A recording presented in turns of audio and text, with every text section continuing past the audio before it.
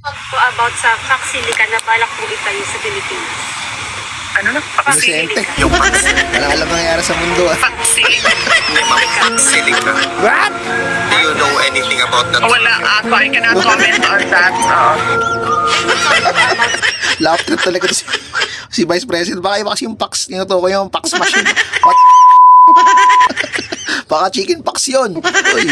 But anyways, no, ang mga kasama dyan, no, sa Paxilica, ano bang issue dito? Masyadong mainit, no, ang tungkol sa Paxilica na magkakaroon tayo sa New Clark City, Tarlac, no, na itatayo na isang Paxilica.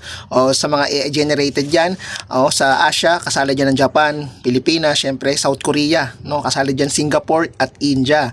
Sa Middle East, nandiyan si UAE, Qatar, Western countries, kasali din ng syempre yung USA, Europe, meron din yung Netherlands, Germany, Sweden, Finland at Norway, no, yung mga bansang kasali diyan sa Paxilica na yan, no.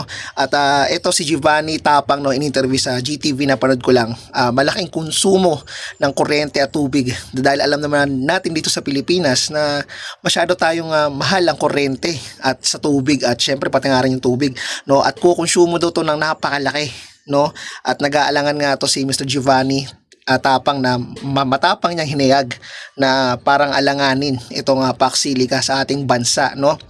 Syempre hindi naman kagaya to sa mga naglalakihang bansa kagaya ng Japan, di ba? South Korea, Singapore at India, no. Medyo nakakaangat sa atin talaga.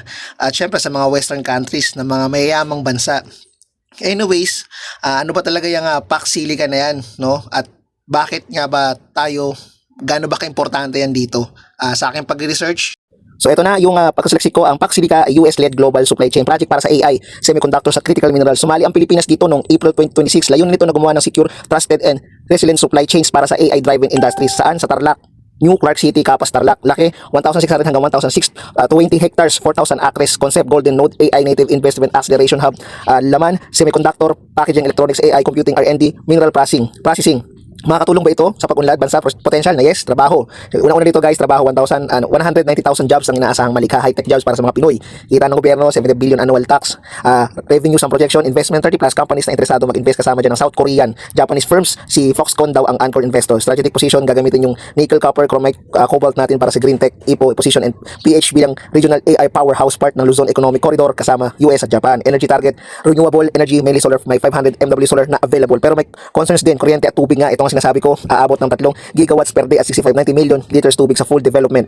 Environment, may grupo na nag-aalala sa epekto ng environment. Displacement, may claim na madi-displace ang mga AITA. Ito nga, ang problema lang, meron talagang negative, pero sabi ng BCDA, compliant daw sa Philippine International Laws at walang diplomatic immunity. Philippine laws pa rin masusunod. Timeline, start construction, 2028 full development, 10 to 15 years. So grabe, ganun pa katagal. Framework agreement target, basahin bago matapos. 2026, summary, malaki potential niya para sa trabaho. Investment at para umangat tayo from low value chip assembly to high value AI and semiconductor manufacturing, pero bantayan din yung environmental at social impact, parang magiging Silicon Valley version sa Clark Boss. Okay. So, hindi nasagot talaga ni VP Sara yung issue na yun, no. Ayaw niyang mag-suggest, gawa ng, syempre pinuntahan niya yung kanyang tatay, no, na nakakulong doon sa ICC, no, sa bansa kasi nasa Europe nga siya, 'di ba, nag-travel at 3 years nang hindi umaaten sa SONA ang ating Vice President. Kaya medyo ewan ko ba't di niya alam, siguro wala siyang ganong interest para diyan, no. At yun lang. So, tingin nyo, pabor ba kayo dito sa Paxilica na itatayo rito sa Pilipinas? Yun lang. Peace out. Lupain ang kintot bulaklak.